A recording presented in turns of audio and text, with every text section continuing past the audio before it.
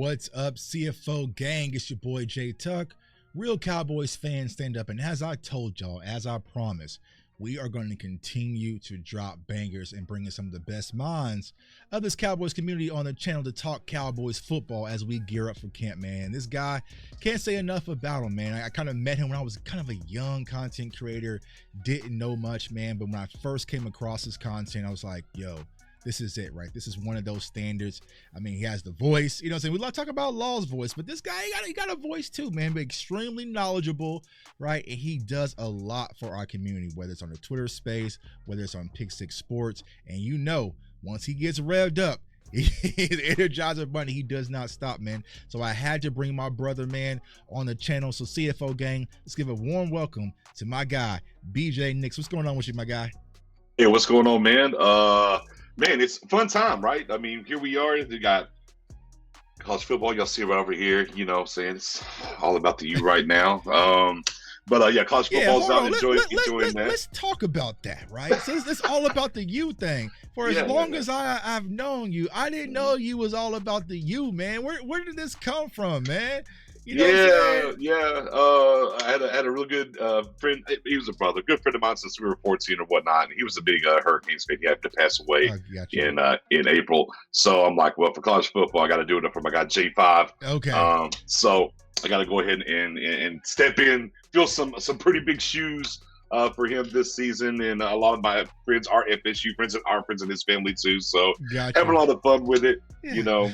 And, you know, college football, man, 11 years, man, we finally got it back, bro. Finally got it back. And it feels so good, man. I'm having the most fun I've had in a long time playing this video game. I'm starting to get nice, you know what I'm saying? But I'm in this weird situation, right? Because y'all know I'm a Florida State fan, but I also cover the Kansas Jayhawks. Mm-hmm. But the Jayhawks are so much more funner to play with. You know, they're so much more fun to play with. I was like, all right, man. So they got a nice little back over there, I hear. Oh, yeah. Devin Neal's going crazy, man. Devin Neal's going crazy. Jalen Daniels going crazy. So it's definitely a fun game. But I was thinking the other day, I was like, when did my guy Nix become an op, man? You know what I'm saying? When did this happen, man? But okay, I will give you a pass, man. You and Mike Tag, but I ain't giving out no more passes. Fair enough. For you, man. But speaking of football, we got college football kicking off, but we also got NFL football. Camp is starting to get among us. Yeah, we can taste it.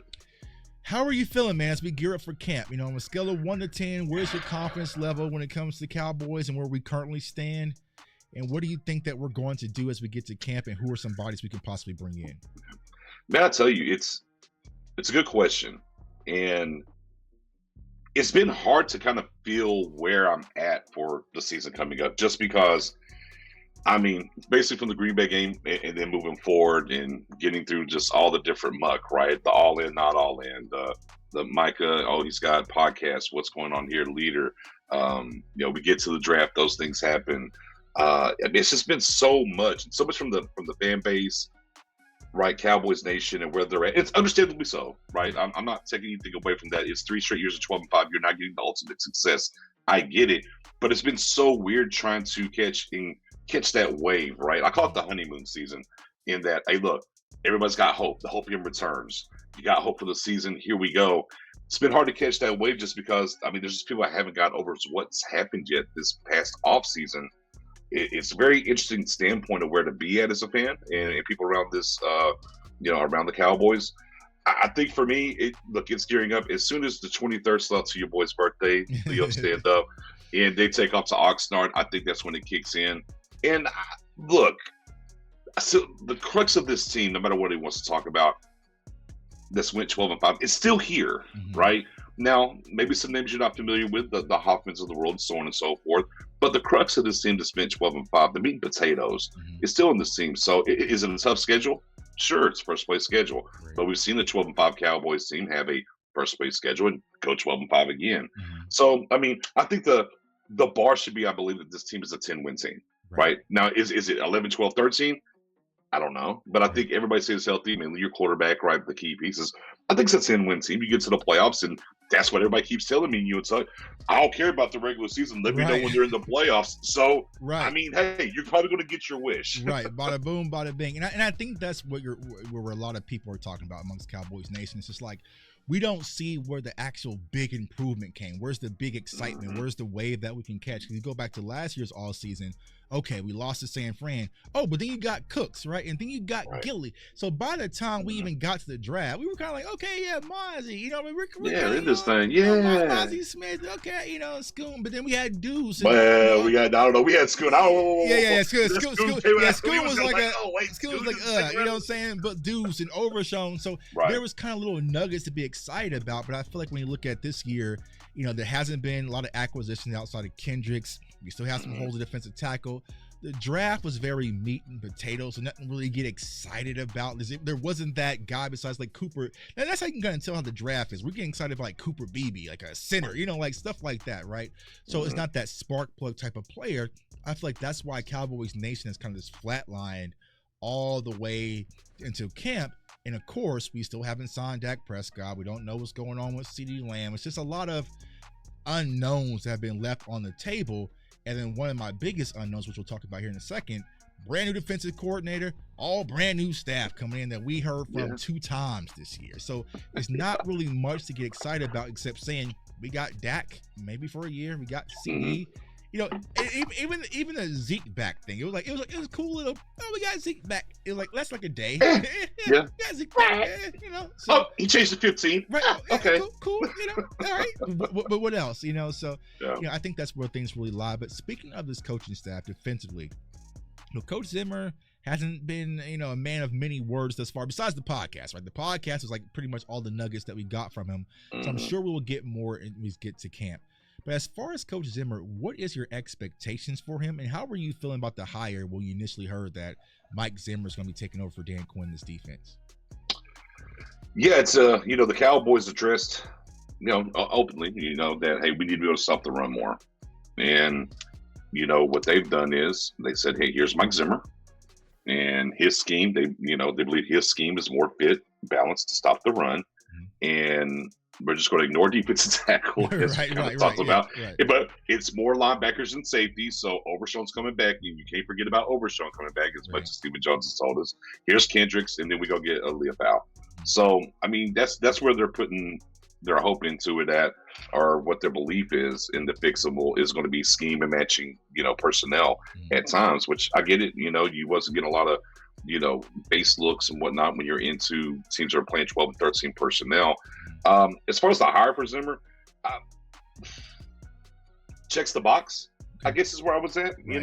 Like, okay, yeah, you're basically asking the head coach and everybody 1 year. That's kind of going to limit, what you're going to bring to the table. Who wants to come in here and coach for the job their first year, right?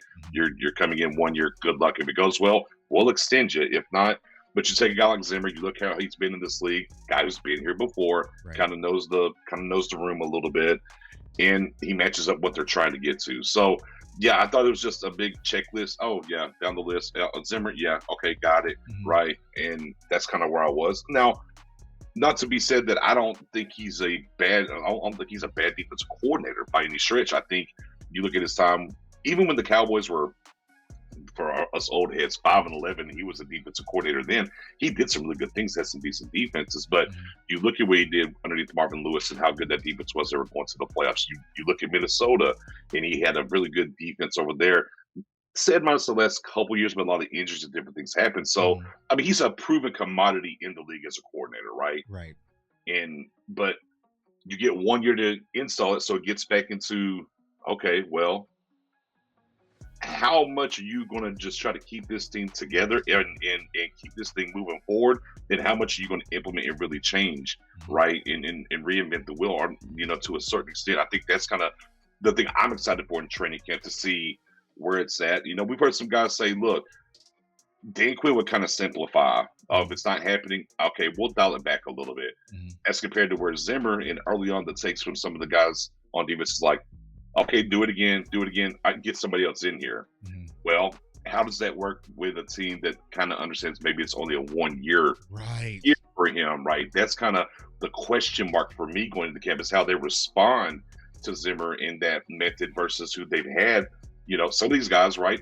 Parsons, for instance, he's only known Dan Quinn in the league. Right. How does that relationship work? I think is a big key here going into training camp. Yes, and that is my biggest concern. I know a lot of Cowboys fans don't want to hear it, but like you said, going back to that all in. Well, how do we go all in on a coaching staff who are all on prove-it deals? Y'all might not even be here next year. So if I'm a player, if I go out there and things are a little shaky, right, and I'm getting cooked or I'm getting beat, my natural instincts is to do what's made me great thus far. And I said, I don't want to just quote on Micah Parsons, but a lot of these players, right? Because the Cowboys mindset, and I think defensively, because I think Malik Hooker said this in his interview, was that they don't feel like they were a bad defense last year. They just felt like they just had a bad day at the offense. So if you come and try to tear down and fully rebuild, you might get a little pushback, where if you come out there week one versus the Browns, and like, bro, Nick Chubb, who's squatting 500 pounds, is going crazy, and it's Amari Cooper's over here going crazy, and then goddamn, you got Jared. You know what I'm saying? This ain't what we do. You know what? Listen, y'all, Micah, you just go off the edge and go crazy. You know what I'm saying? We're gonna get back to what we know, and then you start freestyling. You have to have players really buy into Zimmerman's philosophy.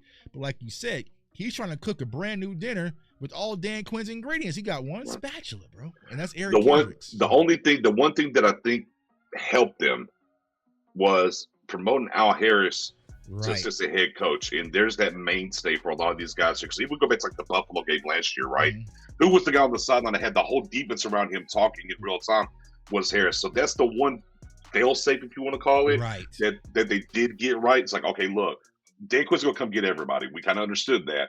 But you're not getting Al Harris. We need him here, and we're going to give him a little bit of promotion. We're going to make sure he stays in-house to help with that transition of the buying in. So that's the one key thing. But, boy, I mean, Micah said it. Hey, we got to figure it out. Some things I'm bending on. So I mean, that's just part of the process, right?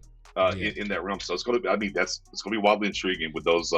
As you said, those those groceries, but Zimmer's got to cook out different chef. Yeah, it definitely is, because the problem is the schedule doesn't allow a slow build. You know what I'm saying? You got the Ravens week 3. You know what I'm saying? Yeah. Like, you got some dogs coming in out the gate. So we're gonna need the defense to hit the ground running. Now, one of the good caveats is that we can lean on is hopefully we'll have our wide receiver 88 back, and our offense will be clicking on all cylinders to kind of buy our defense some time. So when it comes to CeeDee Lamb, I'll start with CeeDee Lamb, because I personally believe CeeDee will be signed first before Dak, right? So how long do you think this thing plays out? CeeDee middle of camp, preseason gets done. Like, how do you think this CeeDee deal gets played out? Because obviously he's not folding anytime soon. Yeah, and nor should he. I mean, he literally has the most leverage he'll ever have right now. Right now. He's not pulling a Brandon Ayuk where, I'm just going to come and play on the tag. Wait, well, actually, no, I need. CeeDee's like, I'm just not going to be there, bro. Yeah, just said, I haven't been here. I ain't going to be here. Cut the check and I'll pull up. Which is fine. Look, in the Cowboys, how they've negotiated different things. I mean, why wouldn't he negotiate the same way? So yeah, it's that's the frustrating thing about the Cowboys in general. I won't get too long-winded here. I know we got some things to get to, but here's their flaw. Here's the Cowboys' flaw. I'm going to get this bar off real quick. It's not that their map is bad. It's not that their philosophy is bad. Their philosophy is we don't go outside. We draft well, which you can look, all the All-Pros they had on the team last year, they were all draft picks, if I'm not mistaken. And you still got 7, 8 draft All-Pros on the team that they drafted. Absolutely. They do draft well enough. They draft probably top quarter of the NFL. But you don't go outside and do stuff because you say you draft well and you pay your own guys. The problem is in the follow-through part. You don't pay your guys early enough, or you wait too long and you drag it out. Again, we're the only team that used the franchise tag 6 years in a row. Only team ever. That's crazy. And it'll probably be back next year if we start looking around and look at this roster. But different conversation for later.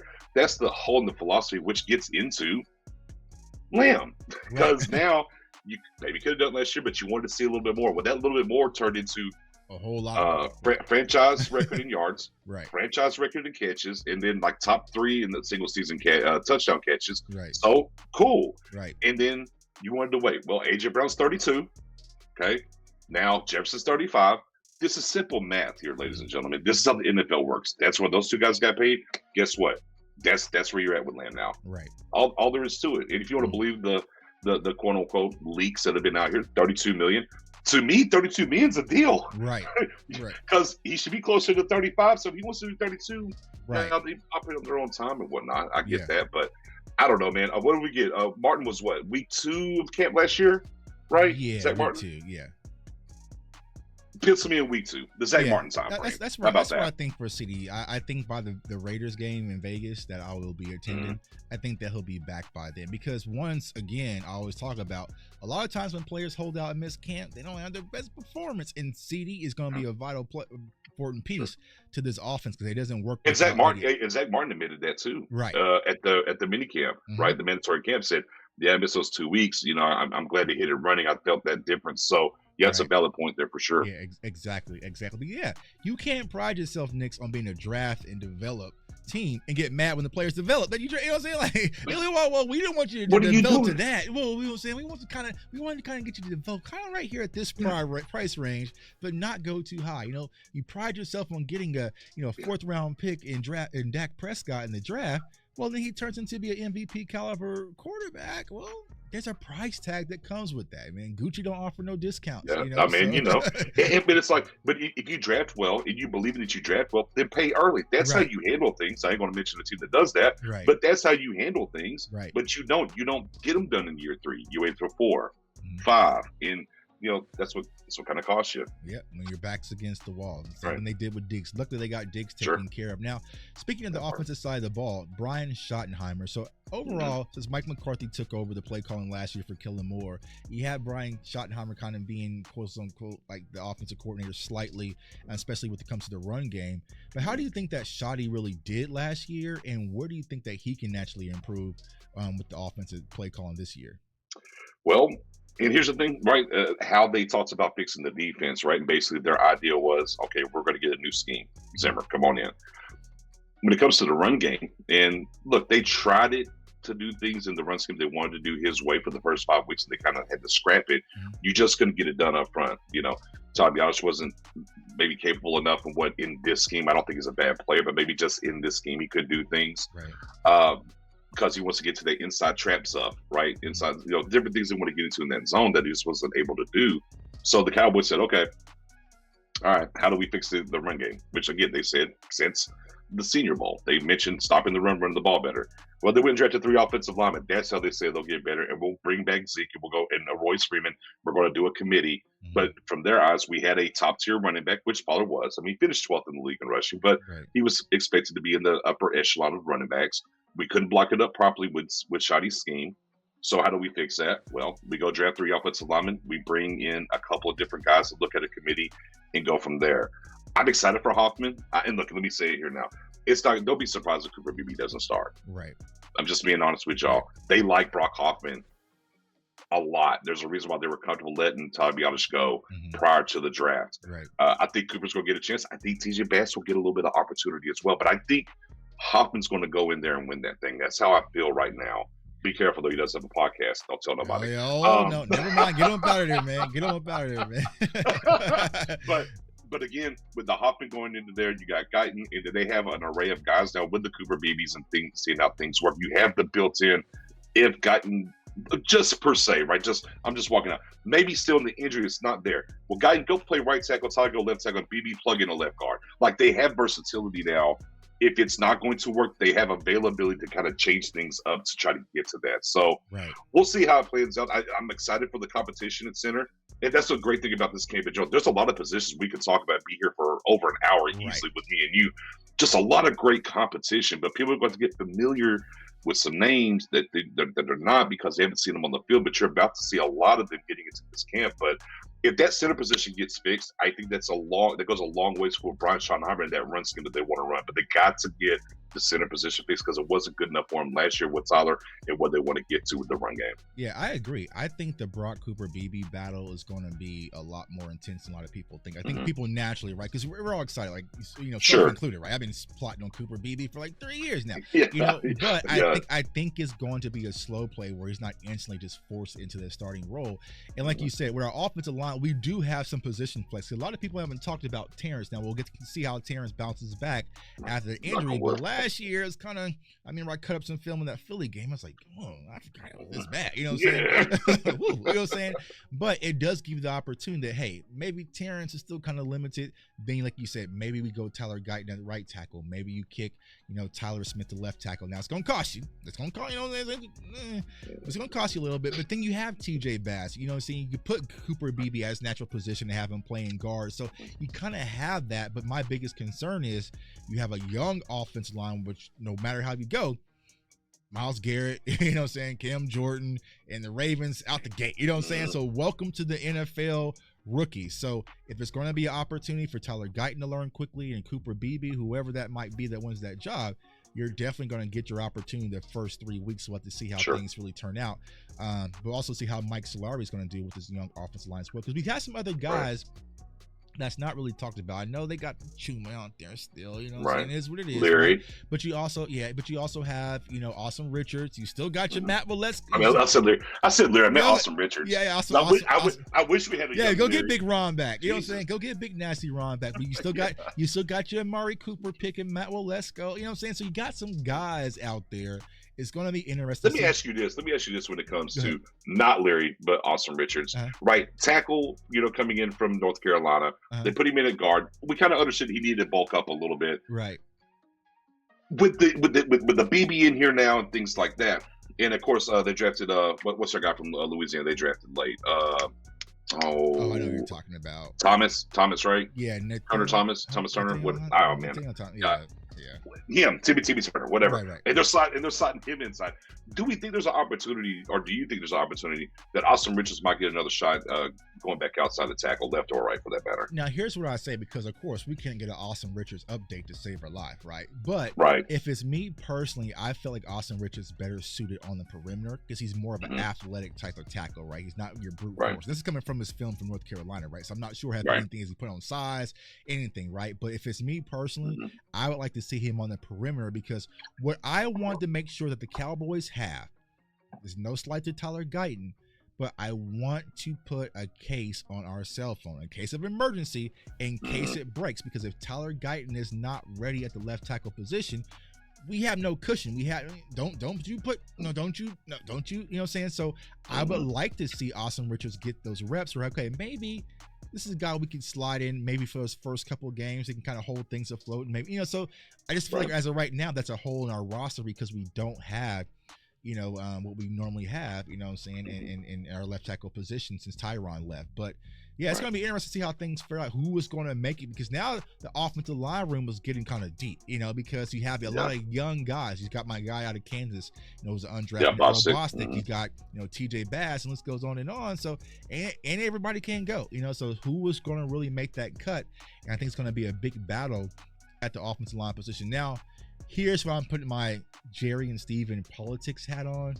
Okay. Tyler Guyton's going to be out there. Guyton, he's going to be out there, rain, sleet, or snow, right?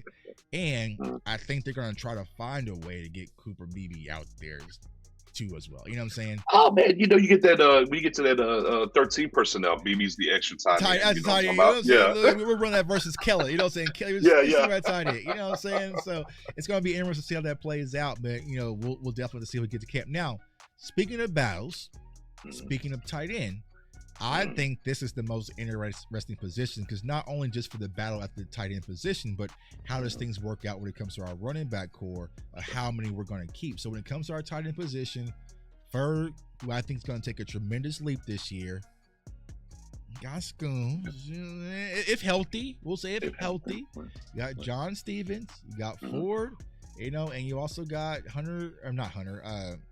Hendershot, you know what I'm saying? So I think Hendershot's the odd man out right now. But how do you think the tight end room shakes out? They don't leave out Stevens Jr. as well. I thought I said Stevens Jr. Oh, yeah. Stevens Jr. Stevens Jr. Spawn Ford. Yeah. So I think though. So you got Ferg, you got Stevens Jr., you got Schoon, and you got Spawn Ford and Hendershot. That's five. That's a lot of tight ends to really keep.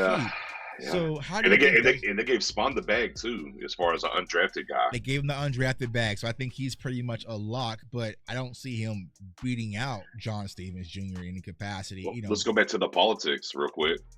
I mean, is Schoon in trouble? I mean, with Schoon, he's second round picks at year 2, right? It can't stay healthy. Now here's what I'll say, Nix. From me being at camp last year, if I'm just putting on my football scouting hat, right? I'm trying to build the best roster. John Stevens beat out Schoon last year at camp, right? You know what I'm saying, before the injury. So does that come into play? I don't think so. I think they're going to make every situation happen that Schoon gets the opportunity to be tight end 2, just from a blocking standpoint. But if he can't stay healthy, he can't stay healthy. So how do you think things shake out for the tight end position? But ultimately, how does that impact the running backs and how many we're going to keep? That's going to be our next conversation piece. Right. And I mean, Ferguson, for all measurable metrics, was a top 10 guy last year, right? With the opportunity to possibly be a top 5 guy this year, which is exciting for him going to year 3. He did that in year 2. So I mean, clear cut one. You know, obviously, sure, but he worked on the blocking a little bit more, some different things, right? There's some things he's still got to work on, right? Which is great. You know, talking with Jess, and she said like one of the things, speaking with the tight end coach, was like, no matter how good he does, he's always down on himself looking for something to get better. You just love to hear that about Ferguson in general. Right. Schoon's there. And then that's where you get into it, right? Spawn Ford, I'm with you. I think the money they gave him, it's just kind of like the Hunter Limpy last year. Right. As long as you walk through the door, you're here. You'd have to fall, but now if you don't walk through the door, but I think he's going to walk through the door. That's your 3. Now the question is, do you want to go 4? Right. That's what it turns into. Now kind of get into the running back talk as well. How is that going to play out? If it's 4, if we're just, odds on favorite going into this thing, I think it's Stevens Jr. And not to leave out Princeton Font as well, who's an interesting guy, who have opportunity, sure. But yeah, I mean, right now going into camp, if I was to rank them, I would go 1, 2, Ferguson, Schoon. 3 would probably be Stevens, and 4 Spawn. Right. Yeah, that's probably where I'd be at. That would be my 4. Now, cause and effect. How does that impact our running back? Because I'm trying to remember. I need to go back to my video last year. How many did we keep? Right, because we kept Ferg, Schoon. We had Sean McKeon, right? Yeah. And then did we IR Hendershot in camp? Yeah, I think we IR Hendershot is what happened. Okay, so that might be one of those things where they try to IR somebody and play a little sneaky game, because when you go to the running back room, you got to count the fullback. So you know what I'm saying? So got our guy Hunter, Zeke. Zeke's here, yeah. Rico. Maybe Royce. Maybe Deuce. Getting a little thick all of a sudden, a little thicky all of a sudden. Right. Where do you go there? Because if you're going there, you gotta rob Peter to pay Paul all of a sudden. Right. Yeah, I think a lot of people look at Royce Freeman kind of like the Ronald Jones signing last year. I don't believe it to be that personally. Right. Is he a former 3rd round pick and all that stuff? He's not a bell cow guy. I'm not saying that he is, but we're talking about a legitimate rotational backfield. Right. Royce Freeman's a nice piece to have in there. Right. But boy, if you go with Royce and Zeke, where does that leave a Rico and a Deuce? And that's definitely one of the, when you say committee, that tells me you got to carry 3 ball carriers. Right. That's where I would land at. Right. So 4-4. I mean, that's 8, like 4 linebackers. Right. I mean, 4 linebackers, 4 tight ends. Limke plus 3 running backs. That's 8 out the gate. That's like, ooh. Gate. Yeah, it gets a little tight in there. And I know, Rico probably, when he saw Zeke come back to the door, is probably like, welcome back. Yeah, hey, man, what's going on, bro? How you been, man? Yeah, look, to be clear about Rico, Rico's fun, like you saw the ball. We saw the ball in his hands last year. The only thing that's been the issue for him from the very beginning up through last year, it's just health. Right. This is one thing for certain I will say about Rico. He can't be out. He can't have a 3 to 4 or 5 week injury during camp. Right. That's going to be a problem for him. Right. Yeah. Like he needs to. This is a camp where he definitely needs to stay healthy, and it's not lack of talent or ability, but your best ability is availability. And then you kind of go through last season where they leaned on you some, the injuries happen.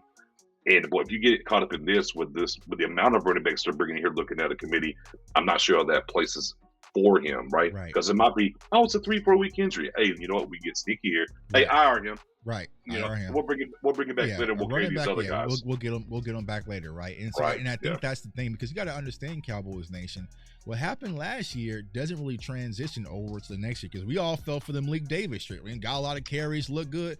They said, bro, you don't have practice, go out and be on the, so it's like, all right, what are you doing currently? But I feel like Rico, if given the opportunity, he can definitely add a boost to our running game. But like you said, got to stay healthy. Now, before I let you go, got to talk about the hot position, right? And everyone's been talking about it all season. The one we haven't addressed, like you said, we're going to try to stop the run. I don't know how, but we ain't got no defensive tackles. What do you think ultimately happens at the defensive tackle? Do you think that you're kind of waiting to catch somebody, do roster cuts from elsewhere post-camp? Do you think that we make a trade? Or do you think they say, no, what, we got enough? Or make it work, Zen? Yeah, I mean, I hope so. I hope they bring somebody else in here. I mean, you look at the roster right now, right? I mean, you got year 2, Mozzie coming in, and you got Osa. You know, I think it's fair to say you can feel pretty comfortable with that. And then right behind them, you have a journeyman, 30-year-old Carl Davis, who was on the practice squad last year.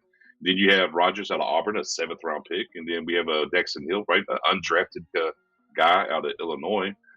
Which, of course, interesting tidbit on him. He is actually kind of like in the international program. Yeah. So the Cowboys will have him for 3 years, by the way, kind of like they did Alec Home. So that's an interesting little tidbit on him. Okay. But to pivot off of that, I mean, let me ask you a question, Tuck. Let's go back. If we count this as current year, let's go back 2 years ago. 2, right? What was the blinking light going into that season? That was the wide receiver year. Wide receiver. Right? Jake Washington, right? Yeah, and then Ty at the very tail end. Okay. Last year, what was the blinking light? Especially once Overshown went down. It was a linebacker position. Linebacker. Did ever get addressed? Yeah. What's the blinking light right now? Defensive tackle. Damn it, Nix. Hey, look, I want to be wrong. Here we go.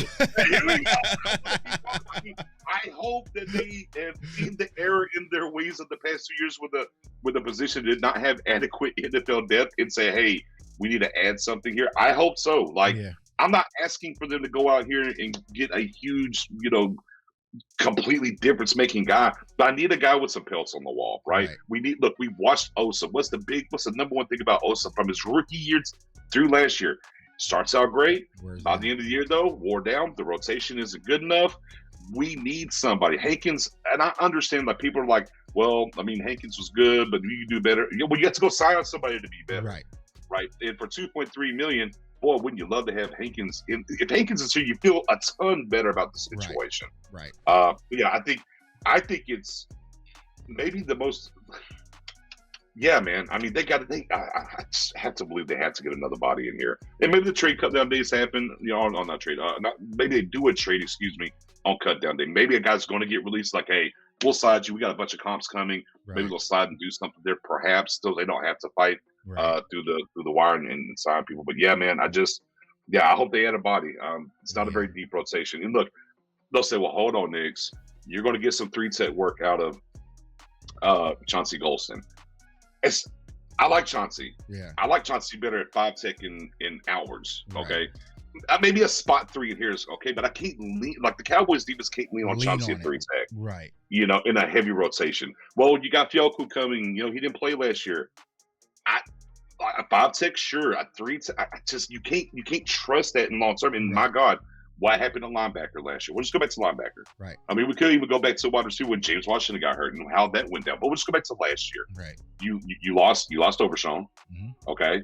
And then by week 5, LBU was gone. Right. And you had no disrespect to the showman because he played great, but you took a undrafted, safety and made him play starting linebacker the rest of the way for you. Right. Without a rotational piece. And what he could do, he did well. I'm not taking anything away from him whatsoever. That's the thing. A lot of people bag on Bell. He did everything he could. He did everything. It was no difference when they were making Noah Brown the number 2 wide receiver. I'm like, look, I don't blame Noah Brown for this. I mean, he's not a number 2 receiver. Right. But they asked him to do something that he isn't adequate enough to do. So same thing here. If Amazi or Osa gets hurt right now, Oh, we're done. We're donezo. It's donezo. And here's the thing: it doesn't even have to be a major injury. 2 to 3 weeks. Right. That's it. Right. Yeah, 2 to 3 weeks can definitely change the course of our season. So, once again, the Cowboys are being reactive versus proactive, but we're seeing that blinking light, like you said, and we're all raising our hands saying, "Check, in light, right there." Oh, we're good, bro. Keep driving. So we'll see, man. But my guy, Nix, bro, thanks for coming on. For everyone who's seen, always, bro, always. You want to go live again and just do it. You know what I'm saying? When we get to camp, when we get to camp, we know we're gonna be rocking nonstop. But for everyone who's seen it for the first time, let everybody know they can find you. Oh yeah, man. Your guy Nix NIX _ in between on Twitter. You catch me on Xbox or PlayStation, same thing, no underscores there. Pick Six Sports YouTube. We got everything ready to go. Everybody be cranking back up for the training camp coverage with my guy Dom, Professor O, Spoonie. So yeah, man, we're locked in ready. You know, I know a lot of people are still indifferent, but hey man, you only get every year, you only get so many of these games, man. You got to enjoy the ride as much as you can. Right. And we'll sift through some of this garbage. Maybe we'll get a signing here in about 2 weeks. We'll see. Well, I tell people, like, I think for me as a content creator specifically, I came in one of the worst Cowboys seasons in 2020, right? You know what I'm saying? Dak Prescott goes down. We had Garrett Gilbert and all sorts of stuff. So it's not a lot of work. You know what I'm saying? I started at the bottom, now we're here. You know what I'm saying? Anything else I can suffer and tolerate my through, man. But I appreciate you for coming on. Keep doing incredible work, bro. You know, you're someone I definitely respect this game. And we got to get on some college football here soon, man. Everyone see me for the first time. JTuck151 on all social media platforms. I appreciate you guys. Subscribe to the channel. We got a lot more guests coming on, a lot more content, so you do not want to miss out, man. I want everyone to stay safe, stay blessed, stay encouraged, and go Noles, man. Go Noles. Go Noles. Peace.